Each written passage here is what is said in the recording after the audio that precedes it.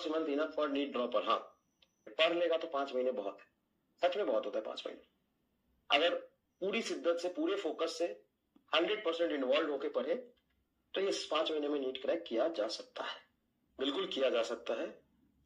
और जब मैं कह रहा हूं कि 5 महीने में किया जा सकता है ना, अगर मैं कह रहा हूं कि 5 महीने में किया जा सकता है, तो ऑब्वियस सी बात है कि आप अगर पहले से करते आ रहे हैं तो आपको एडवांटेज मिलेगा।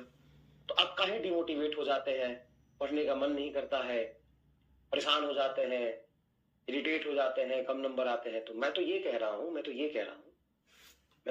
हूं कि अगर 5 महीना 100% को इन्वॉल्व होकर पढ़े, पूरी जान लगा दे, डिस्ट्रैक्शन जीरो कर दे, फोकस इनफाइनाइट कर दे, डिस्ट्रैक्शन जीरो, फोकस इनफाइनाइट कर दे, और बिना ओवर थिंकिंग के, यहां से कोई थिंकिंग नहीं, कुछ नहीं, कोई सवाल जवाब नहीं, एक बार घुस गए तो 5 महीने के लिए घुस गए। जीवन से 5 महीने अगर हटा दिए तुमने और सोचा कि मुझे यही करना है और घुस गए और करना शुरू कर दिए, तो नीट निकल सकता है।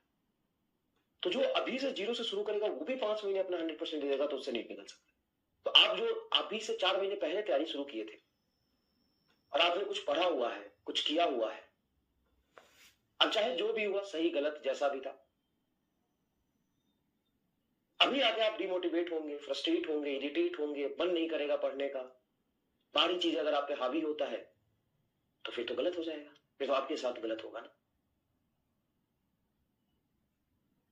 तो बी कॉन्फिडेंट, जितना हुआ है अभी तक, चाहे सही हो या गलत हो कोई बात नहीं, जितना बचा हुआ समय है। देखो 2 ही तरीका है नीट निकालने का अभी से भी।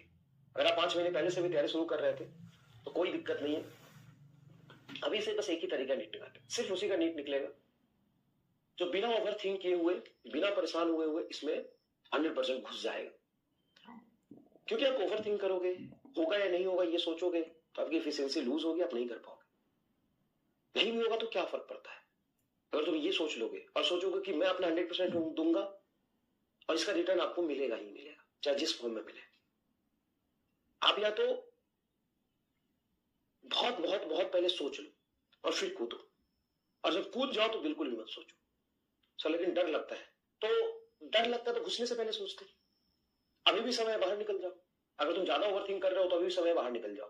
तो ओवरथिंक करोगे, एफिशिएंसी लूज होगी, पढ़ाई ढंग से नहीं होगा, दिमाग की रिकॉल करने की कैपेबिलिटी घटेगा, समय खराब होगा, कॉन्फिडेंस लूज होगा, डिमोटिवेट हो जाओगे, और ये लूप में चलता रहेगा पूरे 6 महीने तक, फिर कुछ नहीं कर पाओगे। और अभी तुम अगर घुस गए हो तो ये सोचने से 1% का भी फायदा नहीं है। क्या हो, तुम ये सोचो उसके बदले कि जो होगा 6 महीने अपना 100% देते हैं, और 6 महीने इस तरीके से 100% देते हैं कि मेरे जैसा 100% किसी का नहीं होगा। मैं जितना ईमानदारी से पढ़ सकता हूं उतने ईमानदारी से कोई नहीं पढ़ सकता है। मैं जितना इन्वॉल्व होकर पढ़ूंगा, इसी में लगा रहूंगा, मार्क्स स्टक ही होता है। अगर मार्क्स तेरे अभी 500 आ रहे हैं, अगले टेस्ट में 520 आ जाए, अगले टेस्ट में 540 आ जाए, अगले टेस्ट में 560, 560, 620, 640, 680, 690, 700, 720, 740, 780, 700, 820, 800, 920, 980, 950, 950, 1080, 1000, 1100, 1120, तो 30-40 टेस्ट देते देते तेरा तो 1200 नंबर आने लगेगा। तो मार्क्स स्टक नहीं होंगे तो क्या होंगे, ये तो नेचुरल है। मार्क्स स्टक होना is a good, very good thing. अगर इस तरीके से मार्क्स तेरा बढ़ता रहे, हर टेस्ट में 20 नंबर 30 नंबर बढ़ जाए, हर टेस्ट में 20 नंबर 30 नंबर बढ़ जाए, तो 30 टेस्ट देगा तो 600 नंबर बढ़ जाएंगे। अभी तेरे 500 आ रहा है, 600, 6 5 1100 नंबर होंगे, तो 1100 नंबर लाएगा क्या? लॉजिकली सोच, इस दिमाग में लॉजिकली सोच कि हर टेस्ट में तेरे नंबर बढ़ते रहे तो तू तो 1100-1200 नंबर लाना शुरू कर देगा।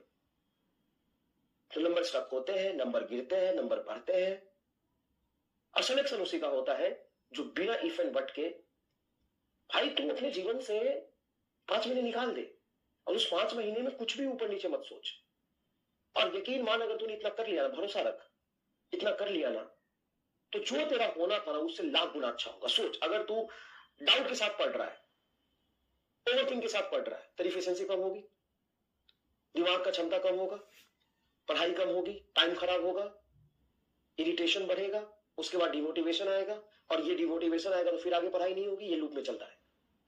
फिर जो तुम्हें मिला, मान ले वो एक्स है, अगर तूने अपना ये सोच ले कि मुझे कुछ नहीं करना, मुझे 100% इसी में देना है, बस अब कुछ नहीं सोचना, होगा तो अच्छा, नहीं हुआ तो भी अच्छा, मुझे अपना 100 और नहीं कैसे होगा, मुझे करना ही है, मुझे करना ही है सिलेक्शन। मुझे ऐसा नहीं कि सिलेक्शन हो ही नहीं सकता, मुझे करना है बस। मुझे बस एक सीट चाहिए और मुझे करना है। मैं बिल्कुल नहीं सोचूंगा, मेरा सवाल होगा तो बहुत अच्छा, नहीं हुआ तो भी बहुत अच्छा, उसको सीखूंगा। मेरे 500 नंबर आए, मैं कोशिश करूंगा कि मेरे कहां नंबर कट रहे, जान लगा दूंगा।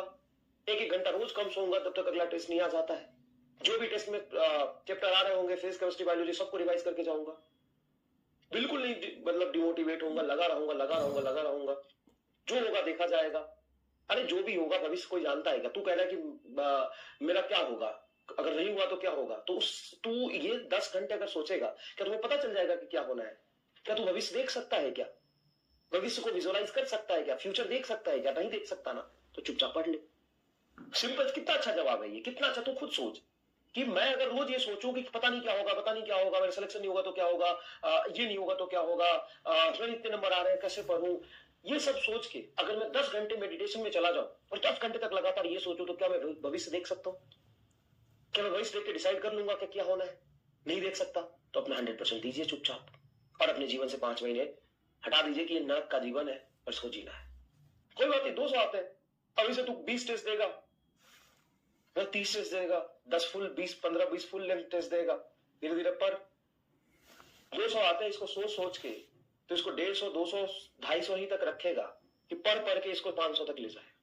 और 500 तक ले जाएगा तो हो सकता है तेरा सिलेक्शन ना हो, लेकिन आगे जीवन में कुछ भी करेगा तो ही 500 काम आएगा। बड़ा सिंपल सा लॉजिक है। हम अपने आप में कितना इंप्रूव कर पाए ये इंपॉर्टेंट। आज से 6 महीने पहले तू क्या था सोच, और अगर तू आज लगातार क्लास ले रहा है तो तू आज क्या है सोच। डिपेंड्स कि वहां नंबर कितने आ रहे हैं ये मैटर नहीं करता। आज तेरे अगर 200 आ रहे थे तो 4 महीने पहले तेरे कितने आ रहे थे ये डिपेंड करता है, इस बात पे डिपेंड करता है। इसमें से कहां फर्क पड़ता है कि आज तेरे 250 आ रहे हैं कि 300 आ रहे हैं? अगर तेरे 250, 300 आ रहे हैं, क्या 5 महीने पहले भी 250, 300 आ रहे थे कि इंप्रूव हुआ है? Important is this. अगर इंप्रूव हुआ है तो आगे भी इंप्रूव होगा। अगर तेरे 340 आ रहे हैं, 400 आ रहे हैं, 450 आ रहे हैं, 500 आ रहे हैं, आज 500 आ रहे हैं, क्या पहले भी 500 आ रहे थे? क्या थोड़े बढ़े हैं? थोड़े नहीं भी बढ़े तो क्या कॉन्फिडेंस बढ़ा है, क्या विजुअलाइज बढ़ा है, क्या क्लियरिटी बढ़ी है? धीरे धीरे वो भी बढ़ेगा।